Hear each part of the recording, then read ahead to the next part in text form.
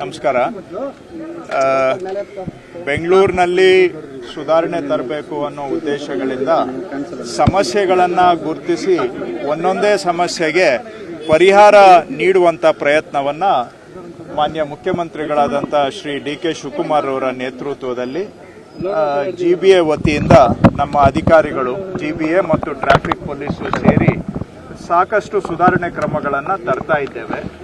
ಅದರಲ್ಲಿ ಇವತ್ತು ಈ ಅನಾಥ ವಾಹನಗಳು ಅಥವಾ ಬೀಡಾಡಿ ವಾಹನಗಳಂತ ಏನು ಕರೀತೇವೆ, ರಸ್ತೆಯಲ್ಲಿ ಫುಟ್ಪಾತಲ್ಲಿ ವಾರಗಟ್ಟಲೆ ಗಾಡಿಗಳನ್ನು ತಿಂಗಳುಗಟ್ಟಲೆ ಅಲ್ಲೇ ಅನಾಥವಾಗಿ ಬಿಟ್ಟು ಇದರಿಂದ ಪಾದಾಚಾರಿಗಳಿಗೂ ತೊಂದರೆ ಮತ್ತು ವಾಹನ ಸಂಚಾರಕ್ಕೂ ತೊಂದರೆ, ಟ್ರಾಫಿಕ್ ಪ್ರಾಬ್ಲಮ್ಗೂ ಕಾರಣ ಆಗುತ್ತೆ. ಯಾಕಂದರೆ ರಸ್ತೆಗಳಲ್ಲೆಲ್ಲ ತಿಂಗಳಾನುಗಟ್ಟಲೆ ವಾಹನಗಳನ್ನು ಬಿಟ್ಬಿಟ್ಟು ಅದರಿಂದ ಆಗುವಂಥ ತೊಂದರೆ ಪ್ರತಿನಿತ್ಯ ಲಕ್ಷಾಂತರ ಜನ ಅನುಭವಿಸ್ತಾರೆ.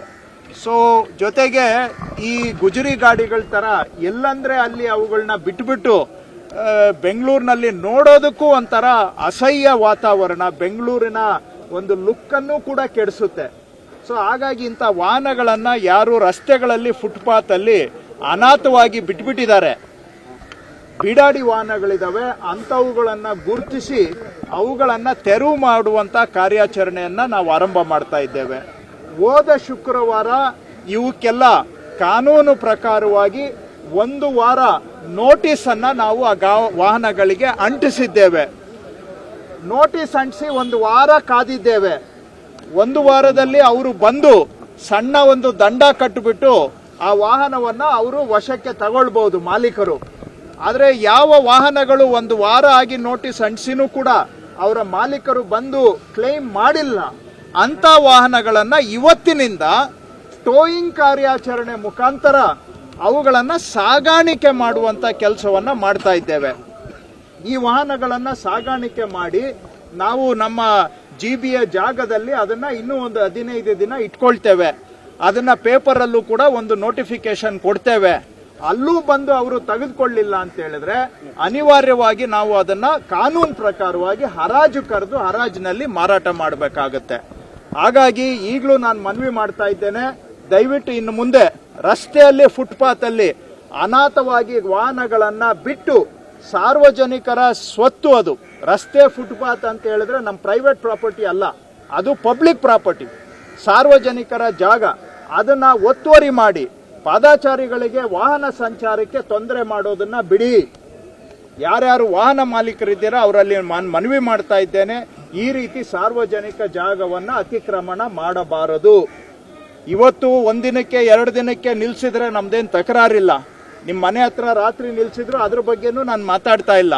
ಆದರೆ ವಾರಗಟ್ಲೆ ಮೂವೇ ಮಾಡದೆ ಪಾದಾಚಾರಿ ಮಾರ್ಗ ಅತಿಕ್ರಮಣ ಮಾಡಿ, ರಸ್ತೆ ಅತಿಕ್ರಮಣ ಮಾಡಿ ನಿಲ್ಸಿದ್ರೆ ಅವುಗಳನ್ನು ನಾವು ಕಾರ್ಯಾಚರಣೆ ಮಾಡಿ ತೆಗಿಬೇಕಾಗತ್ತೆ. ಇಲ್ಲಿವರೆಗೂ ನಮಗೆ ಟ್ರಾಫಿಕ್ ಪೊಲೀಸ್ನವರು 2751 ವಾಹನಗಳು ಈ ರೀತಿ ಅನಾಥವಾಗಿ ಬೀಡಾಡಿ ವಾಹನಗಳು ಇದ್ದಾವೆ ಅಂತ ಟ್ರಾಫಿಕ್ ಪೊಲೀಸ್ನವರು ಗುರುತಿಸಿದ್ದಾರೆ, 2751. ಅದಲ್ಲದೆ ನಾವು ಸಾರ್ವಜನಿಕರಿಗೂ ಮನವಿ ಮಾಡಿದ್ವಿ, ಟ್ರಾಫಿಕ್ ಪೊಲೀಸ್ ಅವ್ರದ್ದು ಅಸ್ತ್ರಂ ಅಂತ ಒಂದು ಆಪ್ ಇದೆ. ಎಲ್ಲಾದ್ರೂ ಅನಾಥ ವಾಹನ ಬೀಡಾಡಿ ವಾಹನ ಇದ್ರೆ ಅದನ್ನ ನಮ್ಗೆ ರಿಪೋರ್ಟ್ ಮಾಡೋದಕ್ಕೆ ಒಂದು ಆಪ್ಷನ್ ಕೊಟ್ಟಿದ್ವಿ. ಅದರ ಮುಖಾಂತರ 1498 ಈ ರೀತಿ ಅನಾಥ ವಾಹನಗಳಿದಾವೆ ಅಂತ ಸಾರ್ವಜನಿಕರು ನಮಗೆ ರಿಪೋರ್ಟ್ ಮಾಡಿದ್ದಾರೆ ಅಸ್ತ್ರಂ ಆಪ್ ಮುಖಾಂತರ. ಎರಡೂ ಸೇರಿಸಿದ್ರೆ ಒಟ್ಟಾರೆ ಇಲ್ಲಿಯವರೆಗೆ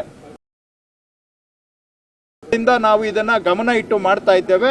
4249 ಬೀಡಾಡಿ ವಾಹನಗಳು ಇದಾವೆ ಅಂತ ನಾವು ಗುರುತಿಸಿದ್ದೇವೆ.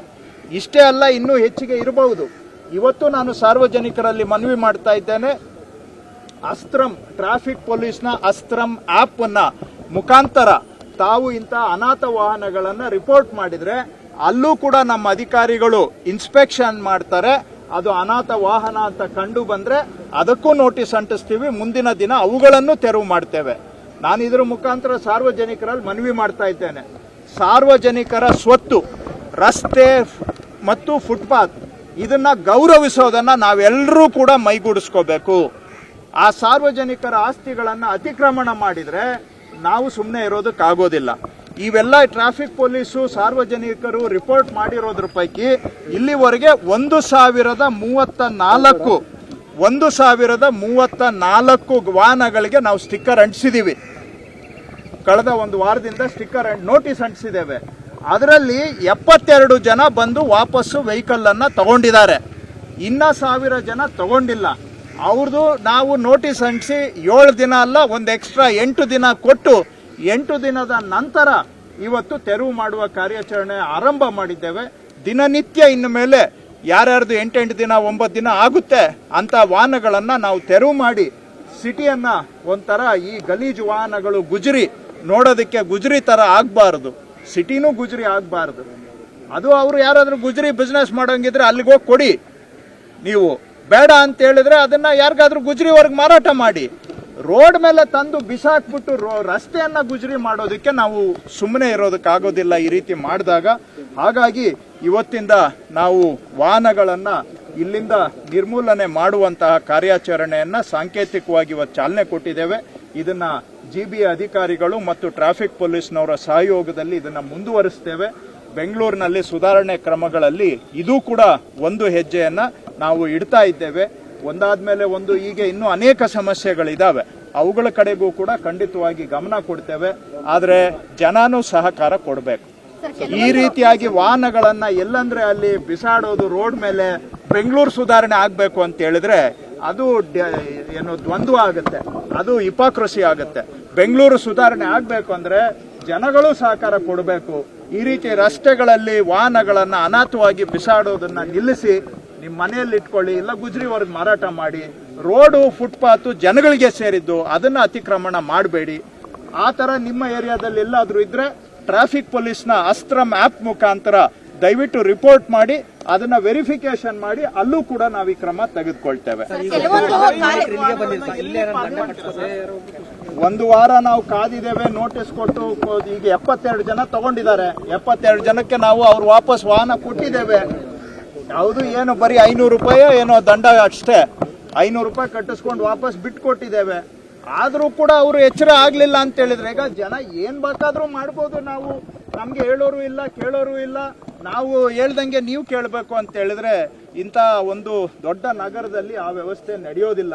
ಕಾನೂನಿಗೆ ಗೌರವಿಸಬೇಕು ಅಂತ ನಾನು ಅವರಲ್ಲಿ ಮನವಿ ಮಾಡ್ತೇವೆ. ಅದನ್ನ ಜಿಬಿಎ ಅವರು ಸುಮಾರು ಜಾಗಗಳನ್ನ ಗುರುತಿಸಿದ್ದಾರೆ, ಬೇರೆ ಬೇರೆ ಕಡೆಗಳಲ್ಲಿ ಗುರುತಿಸಿದ್ದಾರೆ. ಉದಾಹರಣೆಗೆ ಒಂದು ಈಗ ಸೆಂಟ್ರಲ್ ಕಾರ್ಪೊರೇಷನ್ ಅವರು ಲಕ್ಸಂದ್ರದಲ್ಲಿ ಗುರುತಿಸಿದ್ದಾರೆ. ಈಸ್ಟ್ ಕಾರ್ಪೊರೇಷನ್ ಅವರು ಹೋಪ್ ಫಾರ್ಮ್ ಜಂಕ್ಷನ್ ಅಲ್ಲಿ ಒಂದು, ವೆಸ್ಟ್ ಅಲ್ಲಿ ಮೈಸೂರು ಲ್ಯಾಂಪ್ಸು ಮತ್ತು ಚಂದ್ರ ಲೇಔಟ್ ಒಂದು ಬಿಡಿಎ ಸೈಟ್ ಇದೆ. ಯಡಿಯೂರು ಇಟ್ಮಡು ಹತ್ರ ಒಂದು ಬಸ್ ಸ್ಟಾಪ್ ಜಾಗ ಗುರುತಿಸಿದ್ದಾರೆ. ಸೌತ್ ಅಲ್ಲಿ ಅಲ್ಲೂ ಕೂಡ ರಾಗಿಗುಡ್ಡ ಮೆಟ್ರೋ ಹತ್ರ ಒಂದು ಸ್ಟೇಷನ್ ಇದೆ, ಕದ್ರೇನಹಳ್ಳಿ ಹತ್ರ ಒಂದು ಜಾಗ ಇದೆ, ಹೊಸೂರು ಮೇನ್ ರೋಡ್ ಹತ್ರ ಒಂದು ಜಾಗ ಹುಡುಕಿದ್ದಾರೆ, ಹಾಗೆ ಬೊಮ್ಮನಹಳ್ಳಿಯಲ್ಲಿ ಒಂದು ಜಾಗ ಹುಡುಕಿದ್ದಾರೆ. ಹೀಗೆ ಸುಮಾರು ಜಾಗಗಳನ್ನ ಹುಡುಕಿ ಅಲ್ಲಿ ಇವುಗಳನ್ನ ನಾವು 15 ದಿನ ಇಡ್ತೇವೆ, ಆ ಪೇಪರ್ ನೋಟಿಫಿಕೇಶನ್ ಕೊಡ್ತೇವೆ. ಇಲ್ಲ, ಅಲ್ಲಿ ನಾವು ಅವ್ರು ಬಂದ್ರೆ ಟೋಯಿಂಗ್ ಚಾರ್ಜಸ್ ಪ್ಲಸ್ ಪೆನಲ್ಟಿ ಸೇರಿ ಅವ್ರ ಹತ್ರ ಕಟ್ಟಿಸ್ಕೊಂಡು ವಾಪಸ್ ತಗೊಂಡು ಹೋಗಕ್ಕೆ ಅವಕಾಶ ಇದೆ. ಅದಕ್ಕೂ ಬರ್ಲಿಲ್ಲ ಅಂತ ಹೇಳಿದ್ರೆ ನಾವು ಪಬ್ಲಿಕ್ ಅಲ್ಲಿ ಒಂದು ಪೇಪರ್ ಅಲ್ಲಿ ನೋಟಿಸ್ ಕೊಟ್ಟು ಅದನ್ನ ಹರಾಜ್ ಆಗ್ತೇವೆ. ಕೆಲವು ಸಾರ್ವಜನಿಕರಿಗೆ ಟೋಯಿಂಗ್ ಮಾಡಿದ್ಮೇಲೆ ಜ್ಞಾನೋದಯ ಆಗುತ್ತೆ, ಅವಾಗ ಅವ್ರು ಯಾರನ್ನ ಬಂದು ಎಲ್ಲಿ ಟೋ ಆಗಿದೆ ಅಂತ ನಾವು ಇದನ್ನ ರೆಕಾರ್ಡ್ ಅಲ್ಲಿ ನಾವು ಜನಗಳಿಗೆ ಸಿಗೋ ಹಂಗೆ ಮಾಡ್ತೇವೆ. ಅವರು ಎಲ್ಲಿಗೆ ಹೋಗಿದೆ ಅವರ ವಾಹನ ಅನ್ನೋದನ್ನು ಕೂಡ ನಾವು ರೆಕಾರ್ಡ್ ಮೇಂಟೈನ್ ಮಾಡ್ತೇವೆ. ಅವ್ರಿಗೆ ಆದಷ್ಟು ಗೈಡ್ ಮಾಡಕ್ ಟ್ರೈ ಮಾಡ್ತೇವೆ. ಆದ್ರೆ ನೋಡಿ ಬಂದ್ಬಿಟ್ಟು ನೀವು ಹೇಗಾಗುತ್ತೆ, ಟೋಯಿಂಗ್ ಆದ್ಮೇಲೆ ಬಂದ್ಬಿಟ್ಟು ನನ್ ಗಾಡಿ ಎಲ್ಲೋಗಿದೆ ಗೊತ್ತಾಗಿಲ್ಲ ನನ್ಗೆ ಅಂತ ಅವ್ರೇನೋ ವಿಕ್ಟಿಮ್ಗಳ ತರ ಆಡೋದು ಇದೆಯಲ್ಲ, ಅವ್ರು ವಿಕ್ಟಿಮ್ ಅಲ್ಲ, ಸಾರ್ವಜನಿಕರು ವಿಕ್ಟಿಮ್. ನಾವು ಅರ್ಥ ಮಾಡ್ಕೊಳ್ಳೋಣ. ನಾವು ಪಬ್ಲಿಕ್ ಅಲ್ಲಿ ಹೇಳ್ತಾನೆ ಇದೀವಿ 15 ದಿನದಿಂದ. ನೀವು ಬೀಡಾಡಿ ವಾಹನ ಇದ್ರೆ ಯಾಕೆ ತಗೊಂಡೋಗಿಲ್ಲ? ಇವಾಗ ಬಂದ್ಬಿಟ್ಟು ಟೋಯಿಂಗ್ ಮಾಡ್ಬಿಟ್ರು, ಎಲ್ಲೋ ತಗೊಂಡೋಗಿ ಹಾಕ್ಬಿಟ್ರು ಅಂತ ಹೇಳಿದ್ರೆ ಇಷ್ಟು ದಿನ ನಾವು ಮಾತಾಡ್ತಾನೆ ಇದೀವಿ. ಮಾಧ್ಯಮದವರು ಕೂಡ ಸಾಕಷ್ಟು ಇದಕ್ಕೆ ತಾವು ಪ್ರಚಾರ ಕೊಟ್ಟಿದ್ದೀರಾ. ನಿಮ್ಗೆ ನಿಮ್ಮ ವಾಹನದ ಬಗ್ಗೆ ನಿಮ್ಗೆ ಆಸಕ್ತಿ ಇದ್ರೆ ಇಷ್ಟು ದಿನ ಯಾಕೆ ಬಂದು ತಗೊಳ್ಳಿಲ್ಲ? ಟೋಯಿಂಗ್ ಮಾಡಿದ್ಮೇಲೆ ಎಲ್ಲೋ ತಗೊಂಡೋಗಿ ಹಾಕ್ಬಿಟ್ಟಿದ್ದಾರೆ, ನಮ್ಗೆ ಗೊತ್ತಿಲ್ಲ ಇವೆಲ್ಲ ನೀವು ದಯವಿಟ್ಟು ಆ ರೀತಿ ಬೇಜವಾಬ್ದಾರಿತನದ ಮಾತುಗಳು ಆಗ್ತವೆ. ನೀವು ಸಹಕಾರ ಮಾಡಿ, ಜವಾಬ್ದಾರಿತನದಿಂದ ನಿರ್ವಹಣೆ ಮಾಡಿ. ಸದ್ಯಕ್ಕೆ ನಾವು ಟೋಯಿಂಗ್ ಚಾರ್ಜಸ್ ಪ್ಲಸ್ ಪೆನಲ್ಟಿ ಇಷ್ಟನ್ನೇ ನಾವು ಕೇಳ್ತಾ ಇದ್ದೇವೆ. ಸದ್ಯಕ್ಕೆ ಅಷ್ಟಕ್ಕೆ ಅವಕಾಶ ಇದೆ, ಅಷ್ಟನ್ನು ಮಾಡ್ತಾ ಇದ್ದೇವೆ. ಸರ್, ಬಹಳಷ್ಟು ಜಾಗದಲ್ಲಿ ಸರ್ ಈಗ ಪೊಲೀಸ್ ಅವರನ್ನೇ ಫುಟ್ಪಾತ್ ಮೇಲೆ ನಿಲ್ಲಿಸ್ಕೊಂಡಿದ್ದಾರೆ. ಅಂದ್ರೆ ಅದು ಒಳ್ಳೆ ಪ್ರಶ್ನೆ ಕೇಳಿದ್ರಿ. ನಿಜ, ಸಾರ್ವಜನಿಕರು ಸುಮಾರು ವಿಡಿಯೋಗಳು ಮಾಡಿ ನನಗೆ ಮೆಸೇಜ್ ಮಾಡಿದ್ದಾರೆ. ಏನಂದ್ರೆ, ನಿಮ್ಮ ಪೊಲೀಸ್ ಸ್ಟೇಷನ್ ಹತ್ರನೇ ಸುಮಾರು ವಾಹನಗಳು ಫುಟ್ಪಾತ್ ಅಲ್ಲಿ ಇದಾವೆ, ಇವೆಲ್ಲ ಅವಕ್ಕೆ ನಟ್ಟು ಇಲ್ಲ, ಬೋಲ್ಟು ಇಲ್ಲ, ತುಕ್ಕಿಡಿತಾ ಇದ್ದಾವೆ, ಇವುಗಳನ್ನ ಸ್ವಲ್ಪ ಕಣ್ಣು ಬಿಟ್ಟು ನೋಡಿ ಅಂತ ಸಾರ್ವಜನಿಕರು ನಮಗೆ ಸುಮಾರು ಸಂದೇಶಗಳನ್ನ ಕಳಿಸಿದ್ದಾರೆ. ನಾನು ಸ್ವಲ್ಪ ಈ ವಿಷಯದಲ್ಲಿ ವಾಸ್ತವತೆಯನ್ನು ಕೂಡ ಸಾರ್ವಜನಿಕರಿಗೆ ಹೇಳಬೇಕಾಗುತ್ತೆ. ಪೊಲೀಸ್ ಸ್ಟೇಷನ್ ಹತ್ರ ನಿಂತಿರೋ 99% ವೆಹಿಕಲ್ಸು ಕೋರ್ಟ್ ಕೇಸ್ನಲ್ಲಿ ಶಾಮೀಲಾಗಿರ್ತವೆ. ಯಾವುದೇ ಒಂದು ವಾಹನ ಕೋರ್ಟ್ ಕೇಸಲ್ಲಿ ಸಿಕ್ಕಾಕೊಂಡಿದೆ ಅಂತ ಹೇಳಿದ್ರೆ ಕೋರ್ಟ್ನ ಅಂತಿಮ ತೀರ್ಮಾನ ಆಗೋವರೆಗೂ ನಾವು ಅದನ್ನ ವಿಲೆ ಮಾಡಕ್ಕೆ ಬರೋದಿಲ್ಲ. ಸೊ ನಾವು ಅದನ್ನ ಅಲ್ಲೇ ಮೇಂಟೈನ್ ಮಾಡಬೇಕು. ಆದರೂ ಕೂಡ ನಾನು ಟ್ರಾಫಿಕ್ ಪೊಲೀಸ್ ಹತ್ರ ಮಾತಾಡ್ತೇನೆ ಮತ್ತು ಕೋರ್ಟ್ಗೂ ಒಂದು ಅರ್ಜಿ ಸಲ್ಲಿಸ್ತೇವೆ. ಇಂಥ ಕೇಸುಗಳು ಎಷ್ಟಿದಾವೆ, ಸ್ವಲ್ಪ ಬೇಗ ನೀವು ವಿಲೆ ಮಾಡಿಕೊಡಿ.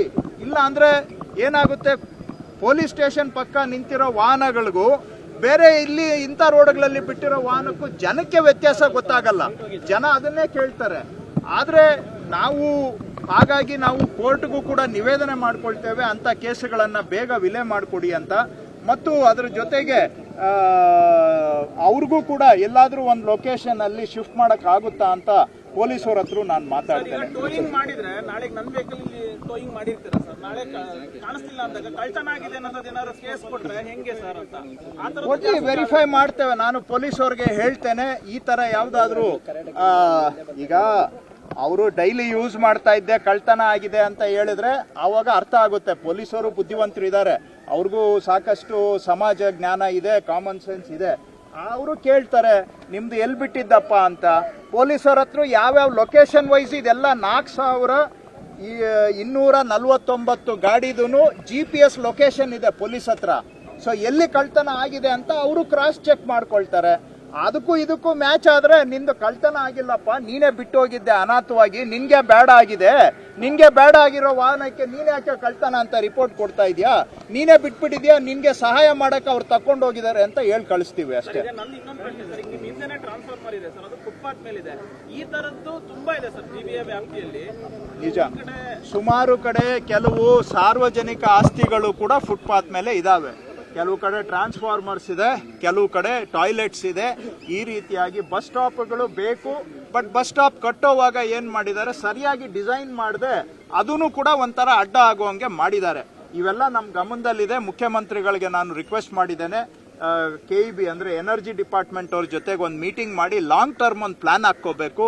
ಎಲ್ಲೆಲ್ಲಿ ಜನ ಓಡಾಡೋದಕ್ಕೆ ಬೆಂಗಳೂರಿನಲ್ಲಿ ಟ್ರಾನ್ಸ್ಫಾರ್ಮರ್ಸ್ ಅಡ್ಡಿ ಇದಾವೆ, ಅದಕ್ಕೆ ಏನಾದರೂ ಒಂದು ಹೈಟ್ ಅಲ್ಲಿ ಮಾಡುವಂತಹದ್ದು, ಎಲಿವೇಟೆಡ್ ಅಲ್ಲಿ ಮಾಡುವಂತಹದ್ದು ಲಾಂಗ್ ಟರ್ಮ್ ಅವರು ಒಂದು ಕ್ಯಾಪಿಟಲ್ ಪ್ಲಾನ್ ಹಾಕೋಬೇಕು ಅಂತ ನಾನು CM ಅವರಿಗೆ ರಿಕ್ವೆಸ್ಟ್ ಮಾಡಿದ್ದೇನೆ.